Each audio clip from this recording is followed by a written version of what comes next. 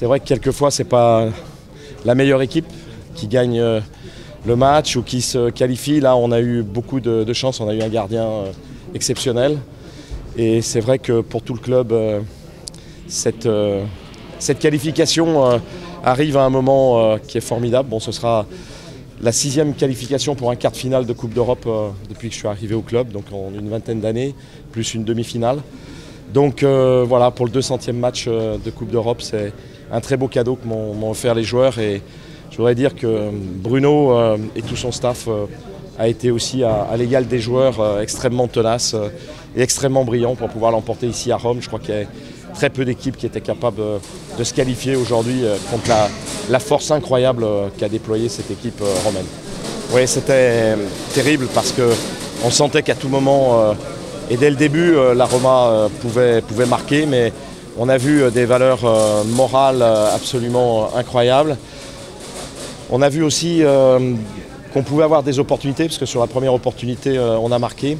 On aurait pu tuer le match sur la fin quand la Roma poussait, et puis on n'a pas été très adroit sur la fin, mais c'est vrai que ça a été extrêmement éprouvant, parce que l'épreuve de force que nous a fait subir la Roma était bien plus intense que celle de l'équipe de rugby de l'Italie la semaine dernière contre la France. Ouais. Non, écoutez, j'ai même pas regardé, je sais que Manchester s'est qualifié, j'ai pas regardé les autres. Et je sais que le Celta Vigo aussi s'est qualifié. Non, je pense qu'il faut prendre, on avait dit qu'il ne fallait surtout pas la Roma, le tour précédent, donc on va éviter de faire des pronostics pour ne pas avoir cette opportunité de tomber contre les gros. De toute façon, ce sera un quart de finale de Coupe d'Europe. Et comme on l'a dit, on veut humblement, mais avec ténacité. On avait vraiment appris de ce qui s'était passé à Barcelone. Donc on a convaincu les joueurs que ça allait passer, et je pense qu'ils étaient véritablement persuadés, même avec la difficulté de cette équipe de la Roma, que mentalement on allait résister. Et on n'a fait que leur dire tout ceci, et je pense que ça a servi. Donc voilà, on va continuer de rabâcher que quand on a envie de gagner une compétition, eh bien, il faut savoir éliminer les plus forts. On a fait une partie du chemin et on va continuer. Ce n'est pas de la prétention, c'est l'ambition d'un club qui a construit ses infrastructures, qui, sur le plan de l'académie, est l'une des meilleures académies d'Europe. C'est l'histoire d'un club qui est champion d'Europe 3 fois chez les féminines, qui a fait 2 autres finales, donc 5 finales de Champions League, et qui veut absolument gagner une Coupe d'Europe à un moment ou à un autre. Donc voilà, bon, probablement qu'on tombera à un moment ou à un autre sur plus fort, mais on va s'organiser pour aller le plus loin possible et faire en sorte que tous les messages que je reçois ce soir de la France, de tous les présidents de clubs qui sont heureux, de la fédération, de la Ligue, eh bien, puissent amener un club français au plus haut.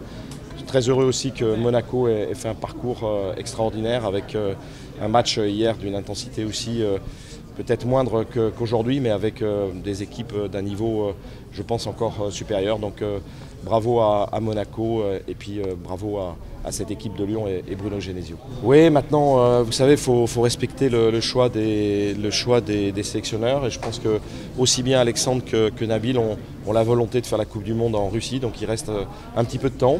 Et on va leur donner la possibilité avec Lyon de montrer leur immense talent. Ils l'avaient montré au match aller, parce que ce sont eux qui ont mis les buts décisifs compte tenu de ce match retour. Et quand on voit ce qu'ils sont capables de faire à tout moment dans un match, je pense que la France aura peut-être besoin de ces 2 Lyonnais. Corentin Tolisso a été sélectionné.